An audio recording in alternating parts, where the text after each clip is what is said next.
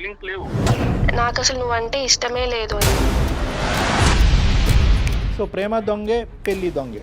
జీవితాంతం ఇలాగా బాధపడుతూనే ఉండాలి. నీ బాధను చూసి మీ తల్లిదండ్రులు కూడా బాధపడుతూనే ఉండాలి.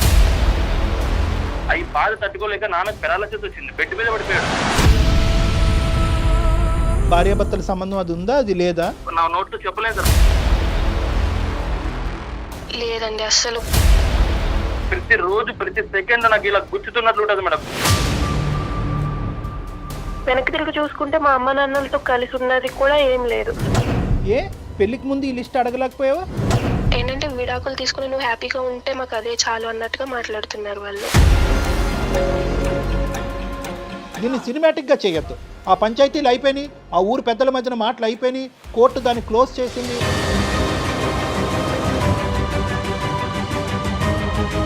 అదే మా నాన్నని బెడ్ మీద చేసిన తర్వాత నాకు జీవితం ఏదో నేర్పించింది. ఇప్పుడైతే మాట్లాడినా కూడా మాట్లాడటం లేదు సార్. నీ పాత్ర కూడా ఉంటది దీంట్లో. ఊరికే నేను పంపించింది అనుకుంటున్నావా? అసలు కనీసం నన్ను చూస్తున్నావా, పట్టించుకుంటున్నావా, దగ్గరికి వస్తే వెళ్ళిపోతున్నావు. అంటే ఇప్పుడు నీకు రిలేషన్షిప్ అంటే టచింగ్ ఉండాల్సిందే ఏంది? ఏ అదే కావాలని ఎక్కడుంది? మరీ మాట్లాడకు విజయ్, అర్థం పర్థం లేకుండా అమ్మాయి పరువు తీసే ప్రయత్నం చేయొద్దు. ముక్కు నేలకు రాసిన నెక్స్ట్ క్షణమే నేను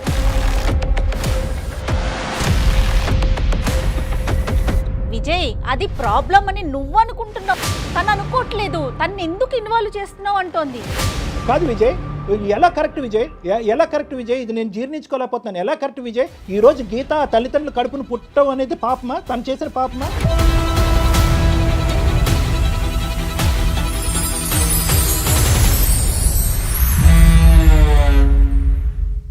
doctor Narayana hotel management college వారు సమర్పించు అందమైన జీవితం కార్యక్రమానికి స్వాగతం. నమస్తే కళ్యాణ్ గారు. కళ్యాణ్ గారు, మనకి గీత అని మెయిల్ చేశారండి. వైఫ్ అండ్ హస్బెండ్ మధ్య ఇష్యూ, ఇద్దరు రిలేషనే, ఏరి కోరి పెళ్లి చేసుకున్నారు. రీజన్స్ వింటే చాలా సిల్లీగా అనిపించినాయి అండి నాకైతే అమ్మాయి పెట్టిన మెయిల్ ప్రకారం చూస్తే. సో ఇమీడియట్గా వైఫ్ అండ్ హస్బెండ్ మధ్య ఇష్యూ కాబట్టి మీరు మాట్లాడాల్సిందే అనిపించింది. తను నెంబర్ మనకి పాస్ చేసింది, నేను ఒకసారి కాల్ చేసేస్తాను.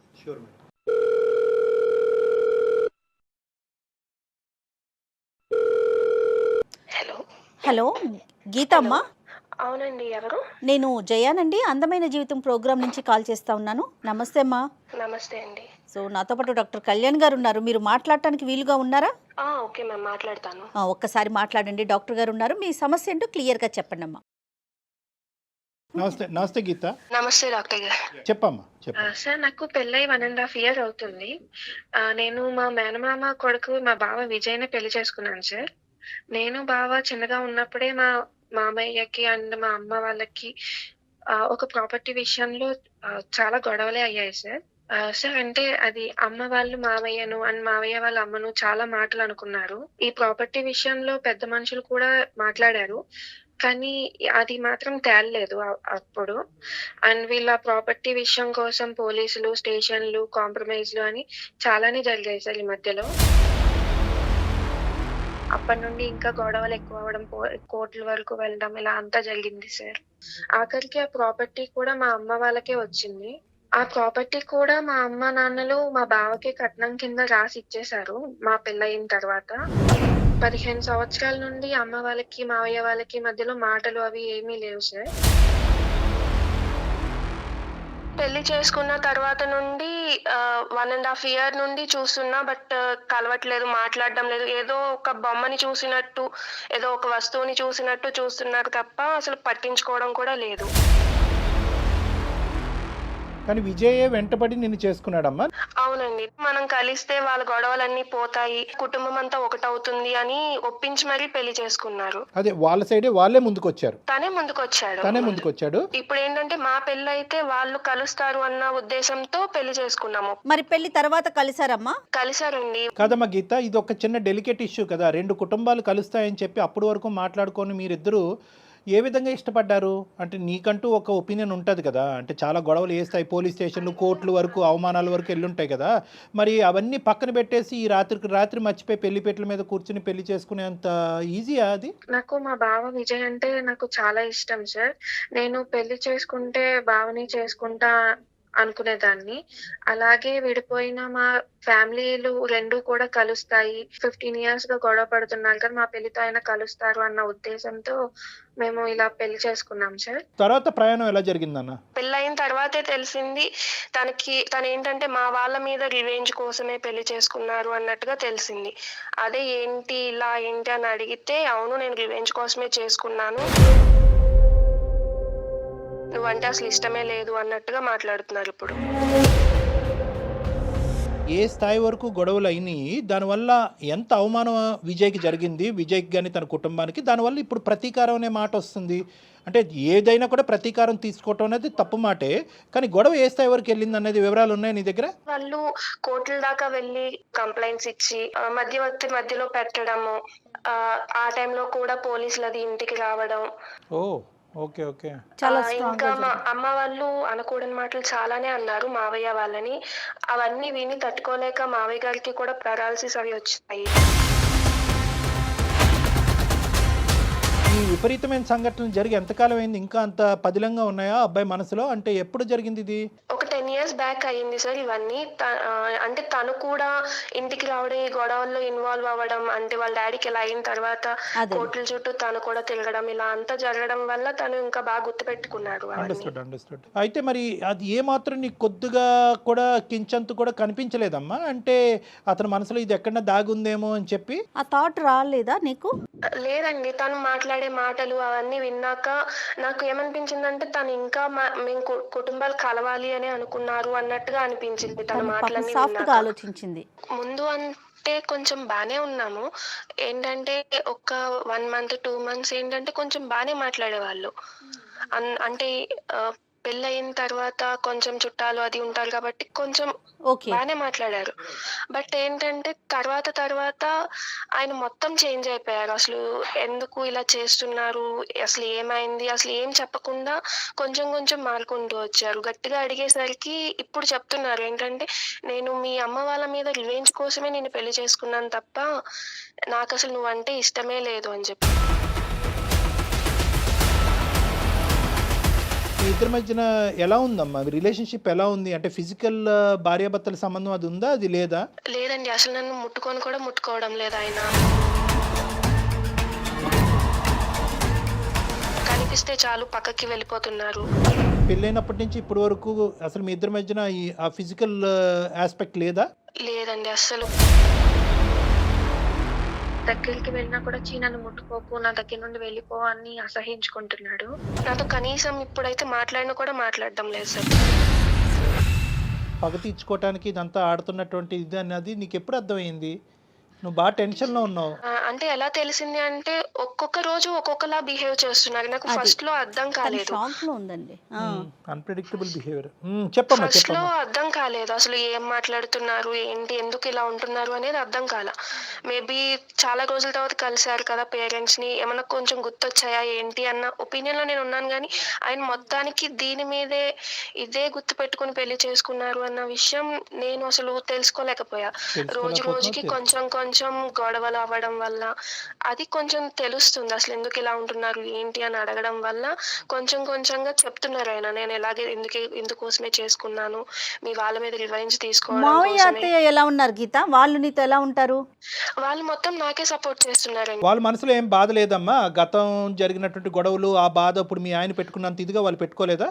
లేదండి, వాళ్ళు ఏంటంటే కలిసిన తర్వాత వాళ్ళు మా అమ్మ వాళ్ళు అత్తయ్య వాళ్ళ ఇంటికి రావడం, అత్తయ్య వాళ్ళు మా అమ్మ వాళ్ళ ఇంటికి వెళ్ళడం అంతా బానే ఉంది. వాళ్ళు కూడా నాకే సపోర్ట్ చేస్తున్నారు. సరే, ఇప్పుడు ఏమంటాడు అంటే ఇంతేనా జీవిత ప్రయాణం, ఇంతేనా? అంటే నువ్వు అలా సఫర్ అవుతూనే ఉండాలి, అతని దగ్గర నుంచి ఎటువంటి support, emotional bond, physical relationship ఏది ఉండదు, ఇలా ఎండగట్టినట్టు ఇలా బతకాలా జీవితాంతం? అదేనా అతని ఉద్దేశం? అవునండి, నేను ఆల్రెడీ అప్పటికీ అడిగాను, నీకు ఇదే ఉద్దేశం ఉంటే ఇప్పుడు వరకు బాధ పెట్టింది సరిపోదా అని చెప్పి కూడా అడిగా. లేదు, నువ్వు జీవితాంతం ఇలాగా బాధపడుతూనే ఉండాలి, నీ బాధను చూసి మీ తల్లిదండ్రులు కూడా బాధపడుతూనే ఉండాలి అన్నట్టుగా అంటున్నారు. సో బావా నువ్వు ఈ పెళ్ళి అనేటటువంటి కారణం నిమిత్తం మీరిద్దరు మళ్ళీ మాట్లాడుకోవటం అనేది ఆల్మోస్ట్ 1.5 year అంటే 8 years తర్వాతే మాట్లాడుకోవటం మీరు దగ్గర అలా ఏం కాదు, ఒక 1 year గా ప్రేమించుకుని పెళ్లి చేసుకున్నాం. పెళ్లి చేసుకున్నాక 1.5 year అయింది ఇప్పుడు. నేనేమనుకున్నానంటే ఇంతగా డైరెక్ట్గా రారా అని చెప్పి వెంటబడి పెళ్లి పెట్టల మీద డైరెక్ట్ కూర్చున్నారు అనుకున్నా. కాదు 1 year జర్నీ చేశాడు. 1 year జర్నీ చేసిన తర్వాత అంటే కూడా తను ప్లాన్డ్ గానే ముందుకెళ్ళాడు, ముందుగానే అనుకున్నాడు ఇట్లా చేయాలి ఇది సినిమాల్లో చూస్తుంది అట్లానే ఉంది కదండి. కాదమ్మా, ఇప్పుడు నువ్వు మాకు ఈ మెయిల్ పంపించడానికి కారణం ఏంటి తల్లి? అంటే ఏ విధంగా మేము అంటే అడ్రస్ చేయగలం అన్నది, అంటే నువ్వు ఒకప్పుడు అతను ఒప్పుకుంటే ఏంటి, ఒప్పుకోకపోతేనేంటి, 2 సైడ్లు ఓకేనా నీకు? ఎలా ఉంది నీ పరిస్థితి ఏంటి చెప్పు? ఇప్పుడు నా పరిస్థితి ఎలా ఉందంటే నేను ఆఖరికి విడాకుల కోసం కూడా అడిగాను. బట్ ఏంటంటే నువ్వు ఇలా జీవితాంతం ఇలాగే ఉండాలి, నేను నిన్ను ముట్టుకోను, ఇంకొకరు నిన్ను ముట్టుకోవడానికి వీల్లేదు అన్నట్టుగా అంటున్నారు. ఎంత క్రూయల్ గా ఆలోచిస్తున్నారో నిజంగా. ఇంకేమైనా ఫిజికల్ అబ్యూస్ ఏమైనా ఉందమ్మా? అంటే కొట్టడం కానీ లేదంటే లేదండి, అలాంటిది ఏం లేదు. ఓన్లీ ఏంటంటే మాటలతో మాత్రమే బాధ పెడుతున్నారు. అంటే ఇది అప్పుడు జరిగినటువంటి గొడవ ఒక ఎత్తు అయితే కనుక ఇప్పుడు కన్న కూతురునే జీవితాన్ని పణంగా పెట్టినటువంటి పరిస్థితి ఏర్పడింది. మరి అస్సలు తగ్గరే మీ పేరెంట్స్ ఏమంటున్నారు? వాళ్ళు వచ్చి మాట్లాడారు, అడిగారు. బట్ ఏంటంటే మా బావ దగ్గర నుండి ఒక్క రెస్పాన్స్ కూడా లేదు. మీరు ఇలాగే ఉండండి, మా డాడీకి మా డాడీ ఎంత బాధపడ్డారో మీరు అంతే బాధపడాలి. ఏం చెప్పినా కూడా కన్విన్స్ అవ్వట్లేదు వాళ్ళు. కాదు నాన్న, ఇప్పుడు గీత రెండు డోర్స్ ఓపెన్ అయ్యే ఉన్నాయి కదా. అంటే either he has to give you divorce and let you go free, or నిన్ను హ్యాపీగా నీ జీవితం నిన్ను బతకనివ్వాలి, లేదంటే అతను మారి వచ్చి మీ ఇద్దరు కలిసి ప్రయాణం చేయాలి. ఈ రెండింటికి ఓకే నువ్వు? ఓకే అండి, నాకు ఎలా అయినా పర్లేదు. తను మారితే ఇంకా మంచిది. తను మారినా ఓకే, తను మారను నేను ఇలానే ఉంటానంటే తన బతుకునేదో అమ్మాయి బతుకునిస్తే తన దారిని తను చూసుకుంటాను అంతే. డివోర్స్ తీసుకుంటానంటే మీ పేరెంట్స్ ఓకేనా అమ్మా? దానికి ఒప్పుకోరేమోగా పెద్దవాళ్ళు. మా మావయ్య వాళ్ళు మార్పించడానికి చాలా ట్రై చేశారు. వాళ్ళకి కూడా ఇష్టం లేదు ఇలా డివోర్స్ తీసుకోవడం, అది అంతే ఇష్టం లేదు. కానీ మా అమ్మ నాన్నకైతే ఓకే, ఎందుకంటే నేను ఇక్కడ ఇబ్బంది పడుతున్నాను కాబట్టి మా అమ్మ నాన్న కొంచెం నా గురించి ఆలోచించి వాళ్ళు ఏంటంటే విడాకులు తీసుకుని నువ్వు హ్యాపీగా ఉంటే మాకు అదే చాలు అన్నట్టుగా మాట్లాడుతున్నారు వాళ్ళు. అంటే తనకు అర్థం కావట్లేదు, ఇంకా షాక్లోనే ఉంది. ఏంటి ఇప్పుడు కొట్టడు అని చెప్పి ఉండాలా, కొట్టడు తిట్టడు అని చెప్పి ఇక్కడ ఉండాలా, లేదంటే ఉక్కిరి బిక్కిరి వాతావరణం క్రియేట్ చేస్తున్నాడని చెప్పి ఇక్కడి నుంచి పారిపోవాలా? ముందు నువ్వు వెనకతలు గొయ్యి అమ్మాయి పరిస్థితి. ఇప్పుడు సమాజం బయటకు వెళ్ళింది అనుకోండి, ఆడపిల్ల ఏమో అంత చక్కగా ఉంటాడు విజయ్, ఉద్యోగం చేసుకుంటున్నాడు, పువ్వుల్లో పెట్టి చూసుకుంటాడు, నీకేం మాయరోగం అమ్మాయి, ఎందుకు వదిలేవని అంటారు. సో ఇప్పుడు at the end of the day ఈ అమ్మాయి ఇక్కడ ఉండలేదు, బయటకు వెళ్ళి సమాజానికి సమాధానం చెప్పుకోలేని పరిస్థితి. అయినా కానీ డివోర్స్ అడుగుతున్నావు, చాలా ధైర్యంగానే అడుగుతున్నావు. Hats off. ఆ ఒక్క విషయానికి నిన్ను మెచ్చుకోవాలి. ఎందుకంటే చాలామంది ఆడపిల్లలు సరే ఇక్కడే తేల్చుకుంటాను నా లెక్క, ఇంకేముంది ఇలా కట్టబెట్టారు కాబట్టి ఇంకెలాగే బ్రతుకుతుంటాను, అట్లీస్ట్ నువ్వు బాగా మాట్లాడుతున్నావు, ఆ విధంగా ఆలోచిస్తున్నావు. కానీ అతను ఎంతవరకు దాన్ని అంగీకరిస్తాడు అనేది మనం చూద్దాం. మరి అతనితో మాట్లాడదామా? విజయ్తో మాట్లాడదాం. ఏమా మాట్లాడదామంటావా గీత? ఓకే అండి, మాట్లాడదాము. కనెక్ట్ చేసినప్పుడు ఒక మాట చెప్పు, ఇట్లా అందమైన జీవితం డాక్టర్ కళ్యాణ్ గారు ఉన్నారు అనేసి. ఏమా? ఓకే అండి, ఓకే చెప్పి కనెక్ట్ చేసి చూద్దాం, ట్రై చేసి చూద్దాం. Okay. The person you are speaking with has put your call on hold. Please stay on the line. Hello hello బావా, మన మధ్య ఉన్న ప్రాబ్లం కి ఏదైనా సొల్యూషన్ దొరుకుతుందేమో అన్న ఉద్దేశంతో సుమన్ టీవీ అందమైన జీవితం ప్రోగ్రామ్ కి అప్రోచ్ అయ్యాను. సార్ వాళ్ళు కాల్లో ఉన్నారు, ఒకసారి సార్ వాళ్ళతో మాట్లాడవా బావా? నువ్వు ఎందుకు అక్కడికి? ఎందుకు సంసారం నువ్వు వీధిలో పెడుతున్నావు ఏంటి? నేను ఎక్కడ పెట్టాను? ఆల్రెడీ నువ్వే తీసుకొచ్చావు కదా వీధిలోకి, ఇంకా నేనేం పెట్టడం? ఏదైనా ఉంటే మూసుకొని వచ్చి ఇంటికి వచ్చి మాట్లాడు. విజయ్, సారీ నాన్న, నేను డాక్టర్ కళ్యాణ్ చక్రవర్తి, సుమన్ టీవీ అందమైన జీవితం నుంచి కార్యక్రమం నుంచి మాట్లాడుతున్నాను. నేను నా పక్కన జయ గారు కూడా ఉన్నారు. అమ్మాయి ఏంటంటే ఒక ప్యానిక్లో ఉంది విజయ్. అంటే ఏంటంటే ఇప్పుడు ఎంతో ఇష్టపూర్వకంగా పెళ్లి చేసుకుంది, అన్ని గొడవలైనా కూడా కుటుంబం మధ్యన ఆ స్థాయి పోలీస్ స్టేషన్ గడపలు తొక్కినటువంటి స్థాయి గొడవలైనా కూడా మీరిద్దరు ప్రేమించుకుని 1 year ప్రయాణం చేసిన తర్వాత ఇప్పుడు పెళ్ళైనటువంటి 1.5 year జర్నీలో మధ్యలో మీరేంటంటే కనుక నాకు పూర్తి స్థాయిలో నువ్వు అంటే పూర్తి ఏంటండి 100% నాకు ఈ ఇష్టం లేనటువంటి పెళ్లి, కష్టమైన పెళ్లి, కేవలం రెవెంజ్ గురించే చేసుకున్నాను అనే మాట అన్నారంట. అది ఆ అమ్మాయి ఇంకా జీర్ణించుకోలేకపోతుంది. ఆ అమ్మాయికి పదాలు కూడా రావట్లేదు, తన బాధను మాకు ఎక్స్ప్రెస్ చేయడం కూడా తనకు అర్థం కావట్లేదు. నీ వర్జన్ ఏంటి నాన్న అసలు? విజయ్, ఏం జరుగుతుంది ఇక్కడ? సార్ యాక్చువల్గా ఏమైందంటే సార్, మాది చిన్న కుటుంబం సార్. నేను అమ్మ నాన్న ఉండేవాళ్ళము. నాకు 6 years ఉన్నప్పుడు ఒకసారి మా అత్త మా అత్తమ్మ వచ్చింది సార్. సారీ అత్తమ్మ కాదు, సోకల్ అత్త. అమ్మని పదం కోల్పోయింది సార్ తను వచ్చి ఒక రోజు మా నాన్న పేరు ఉన్న ల్యాండ్ మొత్తం కావాలని అన్నరాని మాట్లాడి అనింది సార్. తను నా నోట్తో చెప్పలేను సార్, అలాంటి బూతులు మాట్లాడింది సార్. ల్యాండ్ కావాలని మా నాన్న పేరు మీద ఉన్నా కూడా తనకే కావాలని చాలా ఇబ్బంది పెట్టింది సార్. అన్నరాని మాట్లాడి అనింది సార్. అనిన తర్వాత మా నాన్న అంటే మా తాత వాళ్ళ పెద్ద మనుషులు అందరూ కూర్చోబెట్టి తనతో చెప్పారు సార్, ఇది మంచి పద్ధతి కాదు అండి అన్నా చెల్లెల బంధము, సో మీరు ఇలా చేయడం తప్పు అంటుంది.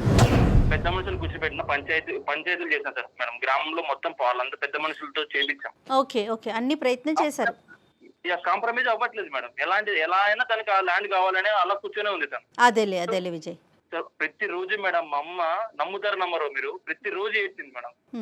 అవి బాధ తట్టుకోలేక నాన్నకు పెరాలసిస్ వచ్చింది, బెడ్ మీద పడిపోయాడు. తనకి బాత్రూమ్ కి వెళ్ళాలన్నా ఇక్కడ ఏ చిన్న వెళ్ళాలన్నా ఒక పర్సన్ కావాలి. అబ్బా, దీన్ని తట్టుకోలేక మేడం రోజు రోజుకి తనకు వేరే డిసీజ్ వచ్చి చీమలు కుట్టే మేడం. చీమల తన బెడ్ మీద వెళ్ళేవాడు. అర్థం చేసుకోండి ఎలాంటి సిచ్యువేషన్ లో ఉన్నాడు మా నాన్న ఆ టైంలో. అదేలే విజయ్. ఓకే, ఆ సిచ్యువేషన్ నాకు తెలుసు మేడం, ప్రతిదీ నేను ఫేస్ చేశాను. నాకు ఆ తర్వాత పోలీస్ స్టేషన్ లోకి వెళ్ళాం మేడం. పోలీస్ స్టేషన్ చుట్టూ తిరిగాం, కోర్టు చుట్టూ తిరిగాం. వాళ్ళకి వచ్చింది మేడం, కేసు గెలిచారు వాళ్ళు. తర్వాత అదే ల్యాండ్ కట్నంగా నా పేరు మీద రాశారు మా అత్తయ్య. సో మీది మీకు వచ్చేసింది, అంటే దేని వల్ల అయితే ఇబ్బంది పడ్డారో అది మీకు వచ్చింది, అంతే కదండి. ఫైనల్ గా కోర్టుకు వెళ్ళినా జరగనటువంటి కార్యక్రమం పెళ్లి జరిపించింది. సర్లేండి, పోన్లేండి. ఈ బాధ ఎవరు పెట్టుకుంటారు మేడం? ఈ బాధ నేను నాకు తెలుసు మేడం. మీకు ప్రతి రోజు ప్రతి సెకండ్ నాకు ఇలా గుచ్చుతున్నట్లు ఉంటుంది మేడం. మీ బాధను అసలు ఎవ్వరం తగ్గించలేమండి, అది నిజంగా ఫేస్ చేసిన వాళ్ళకే తెలుస్తుంది. కానీ అసలు గీతకేం సంబంధం ఇందులో, మీరు అది చెప్పండి. సంబంధం అన్నప్పుడు మేడం, ఇప్పుడు మా అత్త మా నాన్నకి అలా అన్నప్పుడు అక్కడ ఎవరు మేడం సఫర్ అయింది? నేనే కదా మేడం. అయితే మా అత్తకి నేను శాడిజం చూపిస్తా, అక్కడ సఫర్ అవ్వాల్సింది తనే కావాలి. ఇప్పుడు నేను ఇలా సంసారం చేయకోకుండా తనతో ఇలా ఉండడం వల్ల మా అత్తకి ఎంత మెంటల్ గా ఉంటుంది చెప్పండి. టచ్ చేయకోకుంటే నువ్వు పగ తీర్చుకోవాలనుకుంటే తీర్చుకోలే, కానీ ఈ ఐడియా ఎప్పటి నుంచి వచ్చింది నీకు? అంటే ప్రేమించినప్పటి నుంచే ఉందా, లేదంటే ప్రేమించటం కూడా నాటకమేనా, పెళ్లి ఒకటే నాటకమా? తనపై నాకు ఎలాంటి ఫీలింగ్స్ లేవు, ఎలాంటి ఒపీనియన్ బ్యాడ్ ఒపీనియన్ కూడా లేదు సార్. సో ప్రేమ కూడా దొంగ ప్రేమే. దొంగ ప్రేమ ఏం కాదు సార్. మరి ఆ లెక్కన్నా ఈ లెక్కన్నా ఈ రెండిట్లో ఏదో ఒకటే తేలాలి.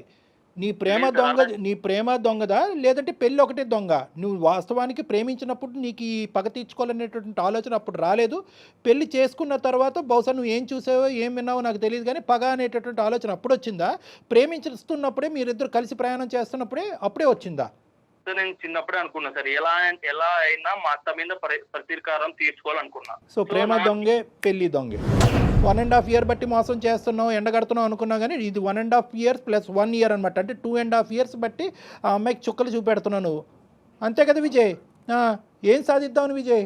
మా అత్త ఏం చేసిందంటే సార్, మొత్తం ఊర్లో అందరు పంచాయతీ చేసి మొత్తం మా నాన్న క్యారెక్టర్ బ్యాడ్ చేసింది సార్. తను ఇలా అంట మా నాన్నకి ఇలా అయిన తర్వాత మా అమ్మ పైన ఎంత బ్యాడ్ ఒపీనియన్ చేసిందంటే మొత్తం ఊర్లో వాళ్ళంతా ఏంటి మీ అమ్మ ఇలా, మీ నాన్న ఇలా అని ప్రతి ఒక్కరు అలా అడుగుతుంటే ఎలా ఉంటుంది సార్ నాకు?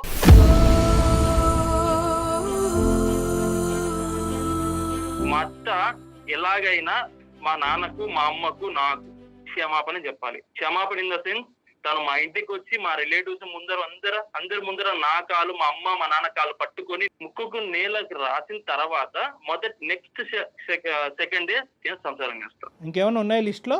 ఉన్నాయి సార్, చాలా ఉన్నాయి సార్. ఏ పెళ్లికి ముందు ఈ లిస్ట్ అడగలేకపోయావా? ఇక్కడ రెండు ఆస్పెక్ట్స్ మనం చూసుకుందాం అన్న విజయ్. ఒక్క 2 నిమిషాలు నా వయసుకు కానీ నా అనుభవానికి కానీ గౌరవిస్తూ ఒక 2 నిమిషాలు విను. ఇక్కడ 2 ఇష్యూస్ ఉన్నాయి. ఒకటి, మీ జీవితంలో మీ తల్లిదండ్రులకి జరిగినటువంటి అన్యాయం, మీ తల్లిగారికి జరిగినటువంటి అవమానం అవనివ్వండి, లేదంటే నాన్నగారు మంచాన పట్టడం అవనివ్వండి, జీవితాంతం అమ్మ నాన్నగారికి సేవ చేయటం, చిన్నప్పటి నుంచి నీకంటూ ఒక సంతోషం పోయింది, ఈ కోర్టు కేసు వల్ల ఒక సంతోషం పోయింది, ఒక పిల్లవాడుగా నువ్వు అనుభవించవలసినటువంటి ఆనందాలు అన్నీ పోగొట్టుకున్నావు. దీనికి మాకు పూర్తి స్థాయి స్థానుభూతి ఉంది నన్ను, అందులో డౌటే లేదు. ఎందుకంటే కనుక ఇప్పుడు ఆ రోజులు నాకు తెలుసు. ఇప్పుడు ముక్కు నెలకు రాస్తుందో తల చెట్టుకు రాస్తుందో అదంతా నాకు తెలియదు, కానీ నువ్వు పోగొట్టుకున్నటువంటి రోజులు మీ అత్త జీవితంలో తీసుకురాలేదు. అదేవిధంగా ఇక్కడ నువ్వు గుర్తుపెట్టుకోవాల్సింది ఏంటంటే, గీత ఇప్పటికీ కూడా తను కూడా అప్పుడు చిన్నపిల్లే, బహుశా నీకంటే ఇంకా చాలా చిన్నపిల్ల. ఆ అమ్మాయి కూడా అనుభవాలు చూసింది. మీ అత్త ఒక 2 మాటలు అంటే కనుక మీ నాన్న ఒక 3 మాటలు అని ఉంటారు. ఆ గొడవలు రోడ్డుని ఎక్కినాయి, పంచాయతీలు జరిగినాయి, ఆవిడ ప్రాపర్టీకి ఆస్తిపడింది. సరే, ప్రాపర్టీకి ఆవిడ ఎందుకు ఆస్తిపడింది, దాని పూర్వపరాలు ఏంటనేది ఈరోజు ప్రస్తావన కాదు. గీత కూడా అనుభవించలేదని నువ్వు అనుకుంటున్నావా? గీత, నువ్వు చెప్పమ్మా, మీ ఇంట్లో ఎలాంటి ప్రాబ్లమ్స్ ఫేస్ చేశారో అప్పుడు అసలు నీకు తెలుసా, ఊహ ఉందా? ఏంటంటే ఆ గొడవల వల్ల నేనైతే నా పేరెంట్స్ కి కూడా దూరంగా వెళ్లి హాస్టల్లో ఉండాల్సి వచ్చింది. కనీసం ఇంట్లో ఉండి వాళ్ళ అమ్మ నాన్న దగ్గర ఉండి కనీసం వాళ్ళ ప్రేమనన్నా పొందారు. బట్ నాకైతే వెనక్కి తిరిగి చూసుకుంటే మా అమ్మ నాన్నలతో కలిసి ఉన్నది కూడా ఏం లేదు. ఇప్పుడు పెళ్లి చేసుకుని వచ్చి ఒక ఇంట్లో ఉన్నాననే గాని ఇప్పుడు కూడా నన్ను పట్టించుకోవట్లేదు. ఇప్పుడు నేను ఎక్కడికి వెళ్ళి ఉండాలి, అసలు ఏం చెయ్యాలి, ఎవరి దగ్గరికి వెళ్తే నా ప్రాబ్లం సాల్వ్ అవుతుంది, అసలు ఏం తెలియకుండా ఉన్నాను మ్యామ్. అందుకే నేను కూడా మీ దగ్గరికి అప్రోచ్ అయ్యాను. ఇప్పుడు విజయ్, నీకు ఇక్కడ ఒక పాయింట్ కనెక్ట్ అవుతుందా? అంటే నేను ఇక్కడ అంటే నీ ఇమోషన్ నీకు ఉన్నాయి, ఇంట్లో జరిగినటువంటి పరిస్థితులకి చాలా భయంకరమైనటువంటి పరిస్థితులు. నిజంగా మీ నాన్నగారిని నేను కళ్ళతో చూడలేదు, కానీ ఊహించుకుంటూనే నువ్వు డిస్క్రైబ్ చేసినటువంటి అంశాలను ఊహించుకుంటూనే నా మనసు తరుక్కుపోతుందన్న. చాలా బాధ. ఏంటంటే దట్స్ ఆన్ హ్యూమానిటేరియన్ గ్రౌండ్స్ చాలా బాధ. అంటే మానసికంగా ఒక మనిషి మీద పడేటటువంటి ఒత్తిడి, సొంత కుటుంబ సభ్యుల దగ్గర నుంచి పడేటటువంటి ఒత్తిడి ఎప్పుడైతే పరువు రోడ్డుని బజారున పడతాదో అప్పటి వరకు పరువు కలిగినటువంటి కుటుంబం ఒక పెద్ద మనిషి మానసికంగా ఏ స్థాయిలో దెబ్బతింటే కనుక అతను నరాలు బలహీనపడి పారాలసిస్ వస్తుంది అనేది నేను అర్థం చేసుకోగలను ఒక మానసిక వైద్య నిపుణుడు. ఇంకోటి ఎలా అంటే సార్, నేను పడిన శోభ కంటే తను ఇప్పుడు ఇంకా 1% సార్ ఇంకా ఉండే తను 1%. అది ఎలా డిస్క్రైబ్ చేస్తావమ్మా విజయ్? సార్ నేను ఫేస్ చేస్తా సార్, నాకు తెలుసు సార్. ఇప్పుడు మీరు అదే నా సిచ్యువేషన్ లో వేరే ఉంటే ఇలా కాంప్రమైజ్ అయ్యాలి. ఎవరున్నా కూడా బాధే, ఓకే. కానీ ఆ బాధ తర్వాత ఆ బాధ వల్ల ఏర్పడేటటువంటి ప్రతీకార ధోరణిలోనే నీ వ్యక్తిత్వం నా వ్యక్తిత్వం అనేది డిఫరెంట్ ఉంది నాన్న. బాధ అందరిది ఒకటేనన్న. ఈరోజు నువ్వు ఇది తూకం వేయద్దు. ఆ అమ్మాయి ఎంత బాధపడింది, ఈరోజు ఆ అమ్మాయి బహుశా ఈ ఇంట్లో ఉంటే కనుక ఆ అమ్మాయి నిన్ను వచ్చి ప్రేమించి ఆ అమ్మాయి పగ తీర్చుకోవచ్చు కదా. కానీ ఆ అమ్మాయి ప్రేమకు దూరం అయింది. తల్లిదండ్రులు ముందుగా ఆలోచించి ఈ గొడవలన్నింటి మధ్యన ఆడపిల్ల ఉండకూడదు అనేటటువంటి ఉద్దేశంతో హాస్టల్లో పెట్టారు. తన ప్రేమను మిస్ అయింది కదా. బహుశా ఏంటంటే ఆ అమ్మాయి ఇంట్లో ఉండుంటే కనుక నీకంటే వాళ్ళ తల్లిదండ్రులు పడినటువంటి బాధను నీకంటే ఎక్కువ వివరంగా చెప్పేది. ఇందాక నుంచి నాకు అర్థం కావట్లేదు. బాధపడ్డాను, కొట్లాట జరిగింది, కానీ నాకు ఆ వివరాలు తెలియదు అనేది ఇప్పుడు నాకు క్లియర్ వచ్చింది. ఈ అమ్మాయిని తీసుకెళ్లి హాస్టల్లో పెట్టారు. నీ ఆలోచన శైలి తప్పు అనో లేదంటే నీ బాధ తప్పు అని అనట్లేదు, కానీ నువ్వు వెళ్ళేటటువంటి యాక్షన్ ప్లాన్ ఏదైతే ఉందో అది మానవతా దృక్పథం నుంచి చాలా దూరంగా వెళ్ళిపోతుంది. చాలా దూరంగా కాదమ్మా, నువ్వు ఫేస్ చేసిన ఆ బాధ, ఆ పెయిన్ ని ఎదుటోళ్ళు కూడా ఫేస్ చేయాలని కోరుకోవటం ఎంతవరకు కరెక్ట్ చెప్పు? లేదు మేడం, నా పర్స్పెక్టివ్ లో అది కరెక్టే మేడం. అసలు కాదు విజయ్, ఎలా కరెక్ట్ విజయ్? ఇది నేను జీర్ణించుకోలేకపోతున్నాను. ఎలా కరెక్ట్ విజయ్? ఈ రోజు గీత తల్లిదండ్రులు కడుపును పుట్టడం అనేది పాపమా? తను చేసిన పాపమా?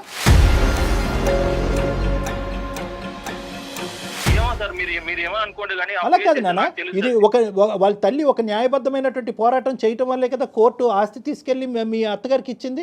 అయితే కనుక ఆ అత్తగారు ఈ ఆస్తి నాదే అని చెప్పి చంకన పెట్టుకోలే కదా. మీరిద్దరు ప్రేమించుకున్నారు కాబట్టి మీ చావు మీరు చావండి అని అనలే కదా. అదే కట్నంగా నీకు ఇచ్చిందిగా.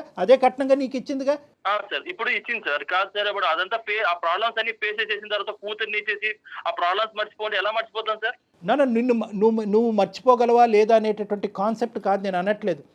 ఇది ఎప్పుడు చల్లారుతుంది? నేను జీవితాంతం ఎలాగే ఉంటాను. వాళ్ళ కడుపు నువ్వు పుట్టినందుకు నువ్వే ఎలా బాధపడాలి? నువ్వు బాధపడుతూ ఉంటే కనుక వాళ్ళు నరకం అనుభవించాలి. నేను విడాకులు ఇవ్వను, చస్తే ఇక్కడే సావు అనేటటువంటి పద్ధతి ఏంటి నాన్న? ఎప్పుడు చల్లారుతుంది నీ పగ?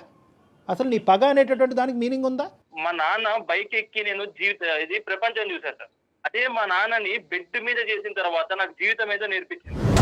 ప్రతిసారి నేను ఒక మ్యారేజ్ అనేటటువంటి కాన్సెప్ట్ గురించి మాట్లాడుతుంటే గీత ఇందులో ఎలా ఇన్వాల్వ్డ్, గీత పరిస్థితి ఏంటి, గీత ఫ్యూచర్ ఏంటి, నీ పగ ఎప్పుడు చల్లారుతుంది అంటే కనుక నువ్వు వెంటనే మీ తండ్రి గారి దగ్గర తీసుకెళ్తున్నావు. నేనేం మాట్లాడలేను. మీ నాన్నగారి యొక్క పరిస్థితిని ఈరోజు తీసుకొస్తే నేనేం మాట్లాడలేను.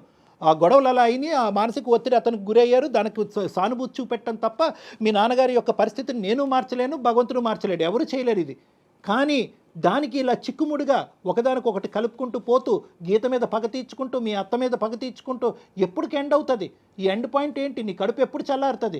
దీనివల్ల ఇంకో కాన్సెప్ట్ కూడా నేను చెప్తున్నాను. నీ టోన్లో కూడా ఎక్కడ నాకు హ్యాపీనెస్ కనిపించట్లేదు నాన్న. నువ్వు పగ తీర్చుకుంటున్నాను అని కాల్ రెగరేస్తున్నావు, కానీ ఎక్కడ నీ టోన్లో కూడా హ్యాపీనెస్ లేదు. నువ్వు సఫర్ అవుతున్నావు. నీ జీవితం ఇటువంటి పెళ్లి జరగాలి, ఒక ప్రేమ లేనటువంటి పెళ్లి చేసుకుంటూ ఆ ప్రేమలో పగే కాన్సెప్ట్గా ముందుకెళ్ళిపోవాలనేది నువ్వు ఎప్పుడన్నా వర్ణించుకున్నావా? ఎప్పుడన్నా అనుకున్నావా?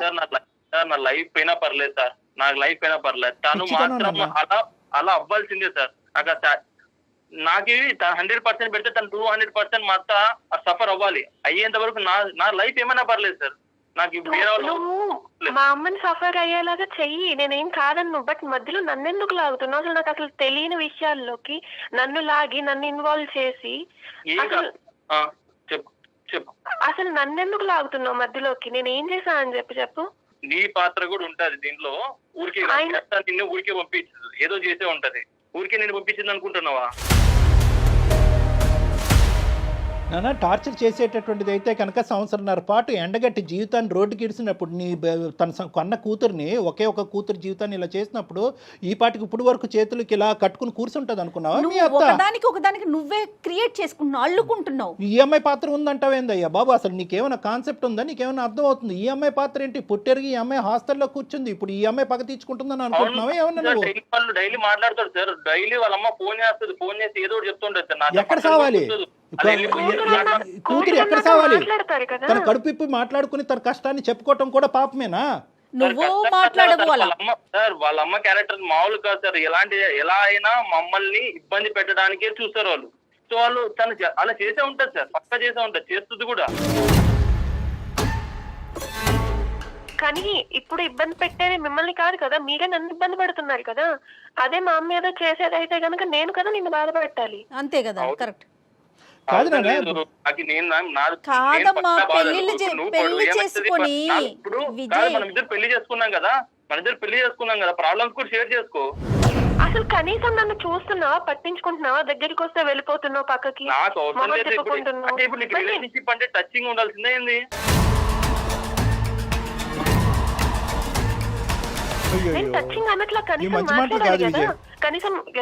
ఇది నాగరికంలో మాట్లాడే మాటలు కాదు విజయ్. టచ్ కావాలి అనేటటువంటి కోరుకోవటం తప్ప ఒక ఆడపిల్ల భర్త దగ్గర నుంచి తప్ప విజయ్? నీ డెఫినేషన్ ఏంటి? రిలేషన్షిప్ లో ఒక భాగం అంతే సార్, కానీ అదే కావాలనేది తప్పు. అదే కావాలని ఎక్కడుంది? మరీ మాట్లాడకు విజయ్. అర్థం పర్థం లేకుండా అమ్మాయి పరువు తీసే ప్రయత్నం చేయొద్దు. నేను ఫేస్ చేస్తున్న ప్రాబ్లం తను షేర్ చేసుకోవాలా లేదా? విజయ్, అది ప్రాబ్లం అని నువ్వు అనుకుంటున్నావు, తను అనుకోవట్లేదు. తను ఎందుకు ఇన్వాల్వ్ చేస్తున్నావు అంటోంది. ఇలా ఫేస్ అవుతున్నా కదా, వాళ్ళ అమ్మకి పోయి చెప్పచ్చు కదా, ఇలా అయింది మేడం, ఇలా అయిందమ్మా, ఇలా అయింది. విజయ్ ఏమంటున్నాడంటే వెళ్ళి తను కాలు పట్టుకొని వాళ్ళ అమ్మ నాకు చెప్పమను, అయిపోయా వెళ్ళను కూడా. మనం ఇప్పుడు కంక్లూజన్కి వస్తున్నాం. ఒకే పాయింట్ విజయ్, నీ కండిషన్ ఏంటి? నీలో ఒకటైతే నాకు బాగా అర్థమైంది, ఇప్పటికీ కూడా ఈ అమ్మాయి అంటే కొద్దిపాటి ప్రేమ ఉంది. నీకు ప్రేమ లేదు అని నేను అనుకోవట్లే. లేదంటే కనుక ఇంత 2.5 years పాటు నువ్వు కపట నాటకం ఆడే అంత కెపాసిటీ నీకు లేదు, కానీ ఎంతో కొంత ప్రేమ ఉంది. కానీ ఇప్పుడు ఏంటంటే కనుక ఇప్పుడు ఈ పెళ్ళికి వాళ్ళ అమ్మ ముందుకు వచ్చి చెప్పేటటువంటి క్షమాపణకి ముడిపెట్టావు, అంతే కదా? నీ కండిషన్స్ ఏంటి? మీరిద్దరూ హ్యాపీగా ఉండాలంటే నీ కండిషన్స్ ఏంటో ఒకటిసారి నాకు చెప్పు. ఇప్పుడు మా అత్త మా మామ ఇద్దరు వచ్చి మా బంధువులు మా రిలేటివ్స్ అందరి ముందర మా ఇంటి దగ్గరకు వచ్చి నా కాళ్ళు, మా అమ్మ కాళ్ళు, మా నాన్న కాళ్ళు పట్టుకొని క్షమాపణ చెప్పి ముక్కు నేలకు రాసిన నెక్స్ట్ క్షణమే నేను తనతో కాపురం చేస్తాను. ఇది నా కంక్లూజన్ సార్. ఇది చేసిన తర్వాత నేను తనతో హ్యాపీగా ఉంటా. గీతతో నువ్వు హ్యాపీగానే ఉంటావు, గీత హ్యాపీగా ఉంటుందా నీతో? వాళ్ళ తల్లిదండ్రుల చేత ఇవన్నీ చేయించేది అంటే ఇండైరెక్ట్గా ఈ మంత్రం వేసినా ఆ మంత్రం వేసినా ఒకేలాగా ఉంది ఇక్కడ పద్ధతి. ఇప్పుడు ఏంటంటే ఇప్పుడు నువ్వు ముందుకు రావట్లేదు, రేపొద్దున గీత వాళ్ళ తల్లిదండ్రులు చేసి నానా చాకరీ చేపిస్తుంది. ఇప్పుడు ఆ అమ్మాయి ఏమంటుంది కాన్సెప్టు? ఆ అమ్మాయి ఇప్పుడు నీ కండిషన్ నువ్వు చెప్పే, ఆ అమ్మాయి కండిషన్ కూడా చెప్తాను విను. ఏమండి, మనిషి మారి పద్ధతిగా వస్తే కనుక నేను కంటిన్యూ అవుతా, లేదంటే తూర్పు తిరిగి దండం పెట్టమనండి, వాడు నాకు అక్కర్లేదు, నాకు డైవర్స్ ఇవ్వండి అని చెప్పింది. అంతేగాని ఆ అమ్మాయి వచ్చి కావాలంటే మా అమ్మ నాన్న వచ్చి అతను కాలమే పడతాడు, గుమ్మం మీదకి వచ్చి ముక్కో తలో నేలకు రాస్తారు, ఈ కాన్సెప్ట్లు ఏమో ఆ అమ్మాయి చెప్పలేదు. అర్థమైందా? సో ఇక్కడ వినండి, ఒక్క నిమిషం వినండి. ఈ కథ కంచికెళ్ళింది అనేటటువంటి విధంగా 2 కుటుంబాలు ముందుకు వచ్చినాయి. ఎవరైతే కనుక పగా కోపంతో రగిలిపోవలసినటువంటి మీ తల్లిదండ్రులే అటువైపు వాళ్ళని క్షమించి ముందుకు వచ్చారు. నువ్వు వాళ్ళ కడుపును పుట్టినటువంటి నువ్వు ఈ అమ్మాయిని ఒక 6 నెలల్లో సంవత్సరం పాటు ప్రేమించి నీ ఇష్టపూర్వకంగానే పెద్దల సమక్షంలో పెళ్లి చేసుకున్నావు. ఎన్ని కేసులు పెట్టుకున్నా నేను డైవర్స్ ఇవ్వను, ఏమని చేసుకుని నేనైతే నాతోనే కాపురం చేయాలి, నాతోనే బాధలు పడాల్సిందే తనంతే. గీత, ఇప్పుడు ఈ కాన్సెప్ట్ ఇప్పుడు కొత్త కాన్సెప్ట్ ఏం కాదు. 1కి 10 సార్లు నీతో చెప్పాడంట, మీ అమ్మా నాన్న వచ్చి కాళ్ళు పట్టుకుని క్షమించాలి అనేటటువంటిది. ఇది మీ పేరెంట్స్ వరకు తీసుకెళ్లారా? ఒకప్పుడు అదే తీసుకెళ్ళి ఉంటే కనుక నీ ఉద్దేశం ఏంటి, మీ పేరెంట్స్ ఉద్దేశం ఏంటి? సార్ వాళ్ళనైతే నేను అడగలేను సార్. నేను ప్రేమించి తనని పెళ్లి చేసుకున్నా. ఇప్పుడు తనంటే నాకు ఇష్టము. ఇప్పుడు నేను వెళ్ళి చెప్పమంటే చెప్తారు. బట్ మరీ ఆయన చెప్పిన విధంగా అంటే కొంచెం నేను వాళ్ళకి చెప్పలేను సార్. క్షమాపణ అంటే నేను చెప్పించగలను. నాకు కూడా ఏంటంటేనమ్మా గీత, నాకు కూడా ఇది గుచ్చుకుంటుంది. అంటే నేను కూడా ఈ విధంగా మాట్లాడకూడదు. ఎందుకంటే ఒక టెక్నికల్గా ఒక సైంటిఫిక్ పద్ధతిలో మాట్లాడవలసినటువంటి డాక్టరు తప్పొప్పులు అప్పటి నుంచి జరిగినటువంటి గొడవలు ఏ స్థాయి వరకు వెళ్ళినాయి అనేటటువంటిది ఆలోచించకుండా కేవలం మీ తల్లిదండ్రులను వచ్చి క్షమాపణ చెప్పమన్నమ్మా, పెళ్లి తూతూ కలిసిపోతారు అనేటటువంటి పద్ధతి కరెక్ట్ కాదేమో అని నాకు అనిపిస్తుంది. కానీ ఒక పెళ్లిని కాపాడటం గురించి 1000 అబద్ధాలు ఆడాలి, ఒక పెళ్లి జరగటం గురించి 1000 అబద్ధాలు ఆడాలి అని చెప్పి మన పెద్దలు అన్నారు. బహుశా ఏంటంటే కన్న కూతురు ఒకే ఒక్క ఆడపిల్ల నువ్వు, మీ తల్లిదండ్రులు ఇన్ని మెట్లు దిగి ఇక్కడికి కూడా వస్తారేమో అనేటటువంటి నా నమ్మకం. అమ్మ, నేను అడగవలసినటువంటి పద్ధతిలో మీ తల్లిదండ్రులతో నేను మాట్లాడతాను. ఇక్కడ క్షమాపణ ఎవరు ఎందుకు చెప్పాలి, చెప్పవలసినటువంటి అవసరం ఏంటని చెప్పి వీళ్ళు మళ్ళీ 15 సంవత్సరాలు గతం అన్ని గొయ్యి తవ్వుకున్నారు అనుకోండి, వీళ్ళిద్దరిని కలపడం కాదు, ఆ 2 కుటుంబాలను విడదీసిన వాళ్ళం అవుతాం మన అందమైన జీవితం. కాబట్టి ఇది అది కాదు. ఇది ఏంటంటే కనుక గతం గతః, whatever has happened in the past has happened. ఈ పెళ్లి కలవాలి అంటే కనుక, ఈ పెళ్లి ముందుకెళ్ళాలి, ఇద్దరు జీవితాలు బాగుపడాలి అంటే కనుక పగా ప్రతీకారాలు అనేటటువంటి పదాలు పెళ్లి అనేటటువంటి దాంట్లో వినిపించకూడదు అంటే కనుక అతను పెట్టినటువంటి కండిషన్ క్షమాపణ.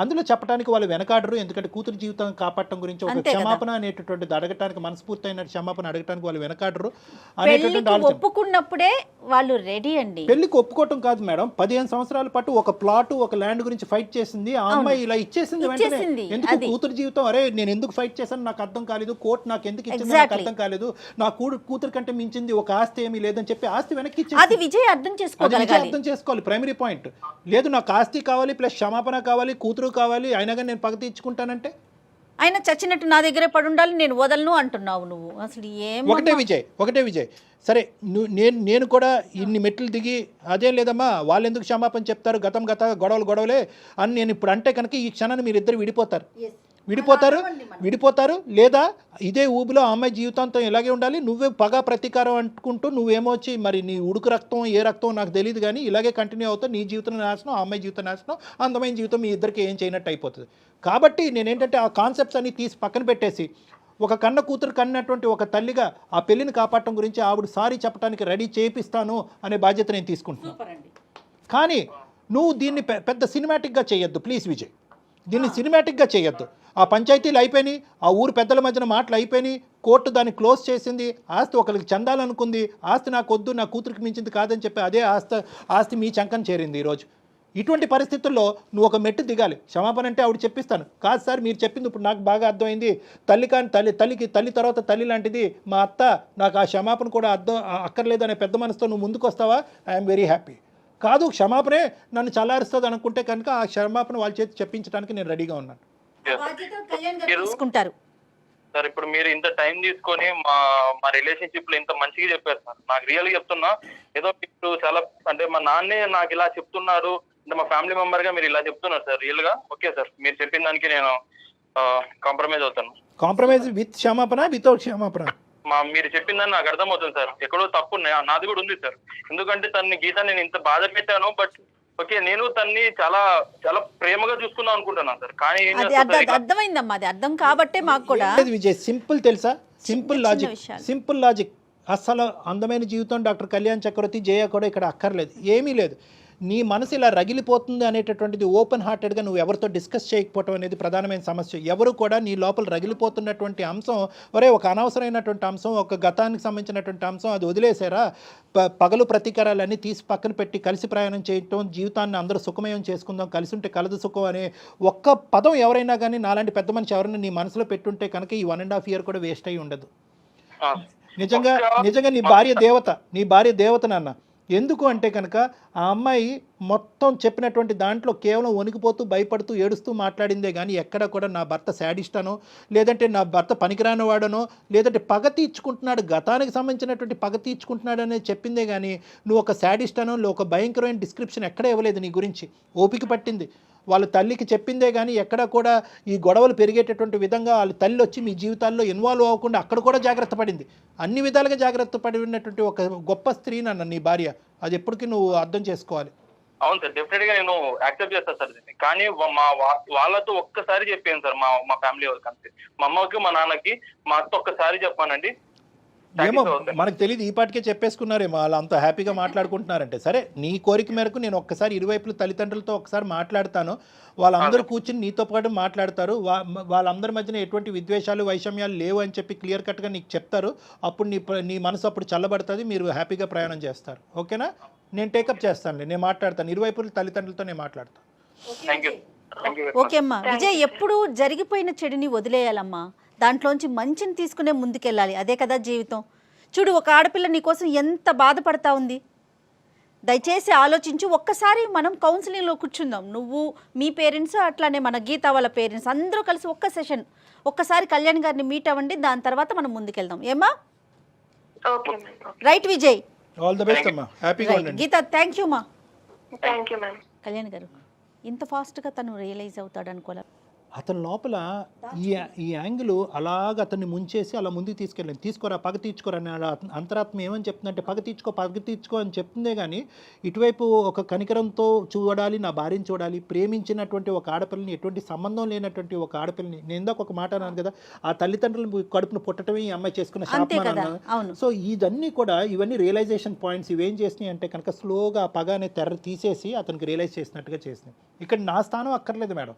ఎవరైనా ఒక పెద్ద మనిషి కూర్చుని ఈ రెండు పదాలు అతని బ్రెయిన్లో పెట్టుంటే కనుక ఇది ఎప్పుడో అయ్యేదేమో. కానీ మీరు యాక్సెప్ట్ చేసి ఆమెతో క్షమాపణ అయినా చెప్పిస్తానన్నారు చూడండి, నాకు హ్యాపీగా అనిపించిందండి. ఎందుకంటే ఏం చేస్తాం, ఇప్పుడు కాపురం నిలబడాలి కదా, దాని తర్వాత ఏదన్నా అవుతుందా అంటే దాన్ని మనం ఎక్కడ ఊహిస్తాము? ఏం కళ్యాణ్ గారు? కరెక్ట్ జయ గారు. రైట్ అండి. నమస్తే. నమస్తే జయ గారు, థ్యాంక్ యూ.